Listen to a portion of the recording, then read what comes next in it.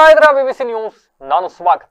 ಇಂದಿನ ವಿದ್ಯಾವಂತ ಜನತೆಯು ತಮ್ಮ ಮಕ್ಕಳಿಗೆ ವಿದ್ಯೆಯ ಜೊತೆಗೆ ನಾಡಿನ ಕಲೆ, ಸಂಸ್ಕೃತಿ, ಪೌರಾಣಿಕ ನಾಟಕದ ಬಗ್ಗೆ ಅರಿವು ಮೂಡಿಸುವ ಕೆಲಸವನ್ನ ಮಾಡಬೇಕು ಅಂತ ಹೇಳಿ ಉದ್ಯಮಿ ಯೋಗೇಶ್ ಕಾರ್ಗಾಲ್ ಅವರು ತಿಳಿಸಿದ್ದಾರೆ.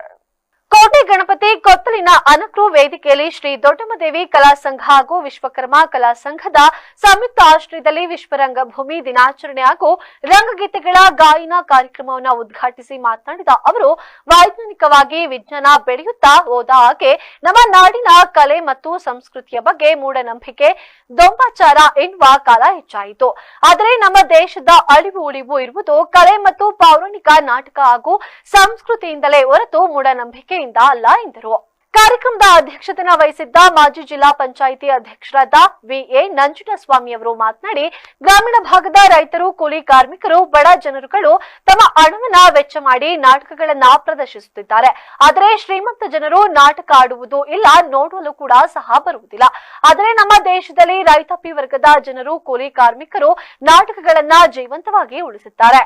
ನಾಟಕದಿಂದ ಎಷ್ಟೋ ಕುಟುಂಬಗಳ ಜೀವನ ನಿರ್ವಹಣೆ ನಡೆಯುತ್ತಿದೆ. ಈ ನಿಟ್ಟಿನಲ್ಲಿ ನಾಟಕಗಳು ಹೆಚ್ಚು ಹೆಚ್ಚು ಪ್ರದರ್ಶನಗೊಂಡಾಗ ಇದೇ ವೃತ್ತಿಯನ್ನ ನಂಬಿಕೊಂಡಿರುವವರ ಆದಾಯವೂ ಕೂಡ ಸಹ ಇಲ್ಲಿ ಹೆಚ್ಚಾಗುವುದು ಎಂದರು.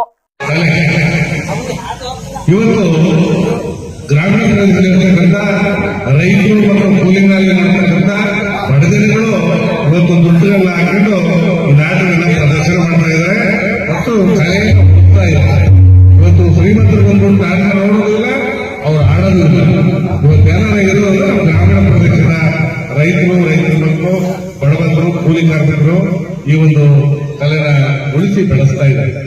ಇವತ್ತು ನಾಗರಾಜ್ ಅವರು ಹೇಳಿದಾಗೆ ಈಗ ಅವ್ರನ್ನ ನಾಟಕ ಮಾಡಿ ಬಂದರೆ ಸುಮಾರು ನಮ್ಮ ತಾಲೂಕಿನ ಸುತ್ತಮುತ್ತ ಬಹಳಷ್ಟು ನಾಟಕಗಳು ನಡೀತಾ ಇದೆ. ಅವರು ಏನು ಕಲೆ ನಾವು ಮಾಡಲೇಬೇಕು ಅಂತ ಹೇಳಿ ಸ್ವಂತ ಕೂಲಿ ಮೇಲೆ ಮಾಡಿ ಸಾಲ ಮಾಡಿ ಒಂದು ದುಡ್ಡನ್ನ ಖರ್ಚು ಮಾಡಿ ನಾಟಕ ಕಲಿತಾ ಇದೆ.